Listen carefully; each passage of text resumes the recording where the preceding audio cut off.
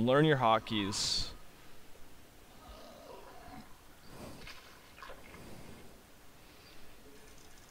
So just gonna build a few more drones. Beginner build that I recommend. Throw that spawning pool down at roughly about 14 supply. It's a pretty common timing. And then you could throw down a gas afterwards. You can get yourself the Zergling speed pretty quickly. Or you can take an expansion at that point. It's really up to you. But really we're just spending our money as the larvas pop. We're spending them right away. We're not sitting on anything. Maybe we'll take a gas at this point. You can build up a little bit of money just because you know you're going to be popping out a queen right away. And see, at this point here, the second I get a larva, I'm just going to build an overlord. Just build it a bit early. Send it off the scout.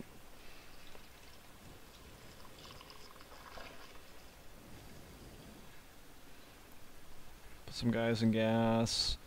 Like it's not too APM intensive. Build a queen right away.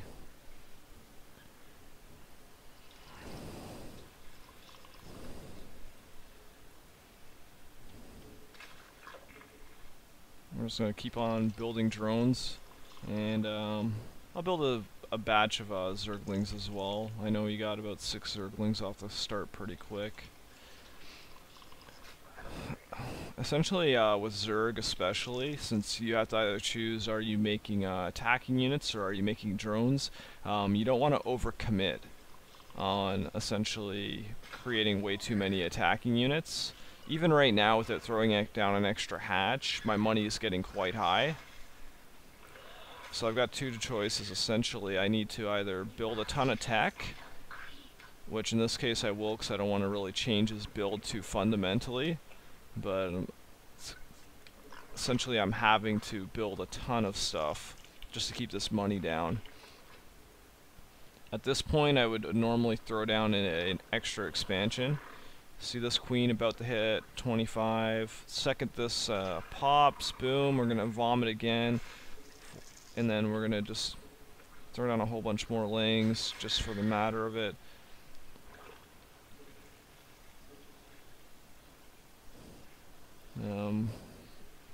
Like I said, we're not focusing on build order right now. We're just looking at some basic mechanics. Roach Warren's finished. Maybe we'll just get Zergling speed. There's no reason to bank the money, essentially. It's about to pop. Boom. Get that vomit in.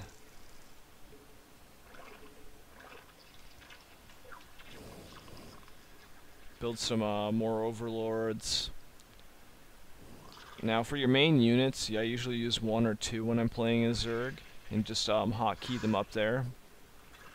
Because really, you want to be able to move your units, hop back to your base, create some units, pop back to your queen.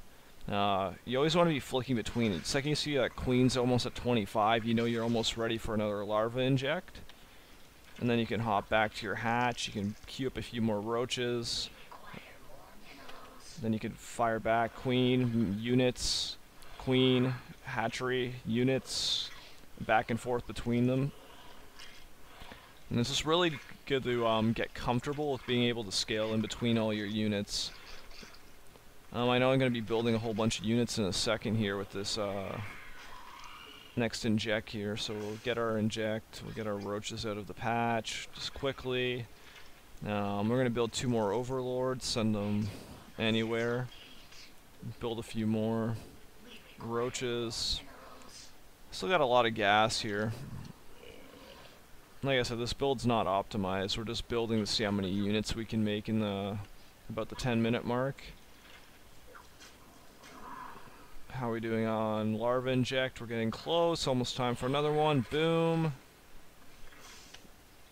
Perfect. Let's get our drone count a little bit higher. Our saturation's quite low, so don't really need these guys in gas unless you're doing like some big infestor play, which usually you won't do early on because you don't have an infestation pit. Let's see. How we doing?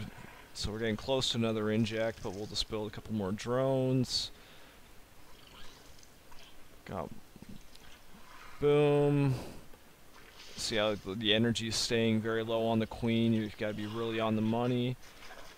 And we're getting close to the 10-minute mark, and we have already around 27 units, which is pretty good. We're gonna build another batch of drones, just really get that saturation up. How we doing? 816, about 20 drones in the making already. Maybe we'll get roach speed, pretty useful upgrade. How we doing? We should probably get another overlord at this point. Supply is getting a little low.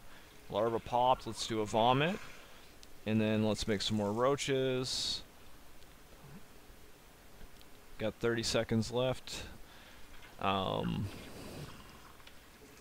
at that, almost close on supply. Maybe make another overlord. One pops, another one's in production, and essentially our larva's about to pop one more time. Roaches pop again. Let's vomit. Right on the money. Another round of roaches. And you kind of get the deal here. So we're just going to leave this game right now. And I'm just going to open it up in a replay. And we're just going to take a quick look at it. And we're just going to compare notes so we can see how well we did here. Replay. There we go. Let's let that load up.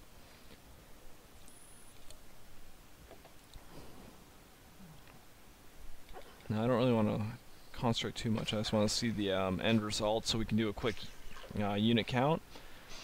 And this is a good way to really assess your progress and how you're doing things. You don't have to do it at the 10-minute mark. I just chose that number out of thin air. You can measure yourself even after like 6 minutes, like just for your initial build order. See how tight it is, how your basic mechanics are sitting, and see how you can refine.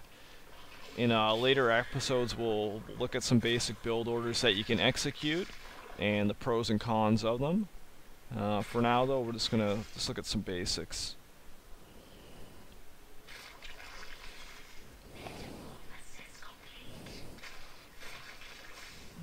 And we're almost through here.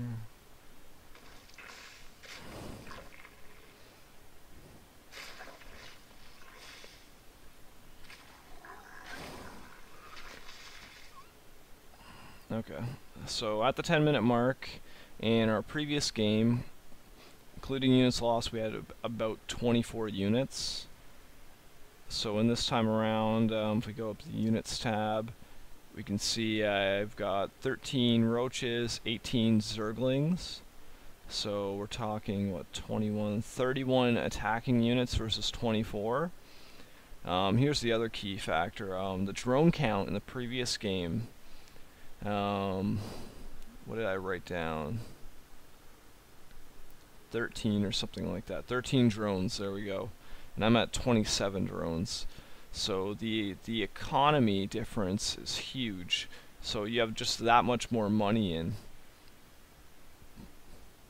As well as overall supply, 76. In the other game we were giving him a break and saying he would have been at about 48 supply, even though he was at about 42 with a few units lost. But even if he called it 50, to have a 26 extra supply at the 10-minute mark, that's huge. Really, if you could do those three things, which we're gonna reiterate the subject once more, you'd be able to. You're gonna crush opponents with ease, or you're gonna find better opposition at a much faster rate.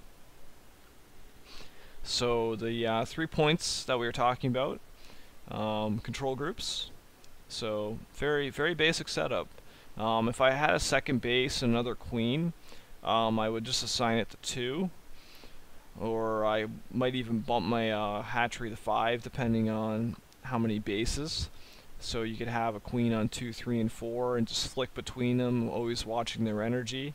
If you can link them all up so they're at the same energy and you can just continuously roll through them. I know there's a trick using like the shift key and something like that where you could flip through them all on one hotkey and quickly vomit to all the hatcheries. I'm sure if you YouTube it, you can get the specifics on how to pull that off. So that's one point. Control groups. Spend your money. At this point on one base, I did have trouble spending all my money, but you can see how much more stuff. The 76 supply tells you that I got a lot more in the same amount of time. But if you're ever in a position where you can't spend the money fast, throw down another hatchery, throw down a macro hatch in your base if you want. Whatever it's going to do, because essentially if you have an advantage over your opponent and you're not spending the money, you're really not taking advantage of the advantage. Wow, that makes a lot of sense. The advantage of the advantage. You're not capitalizing on your economics that you have up on your opponent, and it's just not going to really help you edge out somebody who's actually competitive with you. So you can have a big devastating battle where you kill a ton of workers and a ton of units and you're up 20 supply, but if you have 950 minerals sitting in the bank, then you're not doing yourself any favors, as that means you could probably be another 10 or 15 supply ahead even more. And the last point we capitalized on was the overlord production. So like I said, make them earlier. Even get in the habit of, when you're 8 supply, 10 supply away, make another overlord, and just always ensure that you have extra supply and you're never cutting it close. As you get better and you move up and your mechanics increase, obviously you can have a better sense of when you actually need those overlords. But until then, being a little bit more liberal with the creation of them is going to help you excel your game at a much faster rate. So I'm going to leave it at that. If you have any questions, or if you want to send any replays that you want broken down, you can send them to the criticalbreakdown@gmail.com, and at this point I'll probably answer any questions sent in, assuming the volume's not too crazy, and we'll leave it at that. This will be uploaded on Ustream as well as YouTube. YouTube version will be a higher quality, and if you have any questions, comments, or suggestions, I would love to hear them.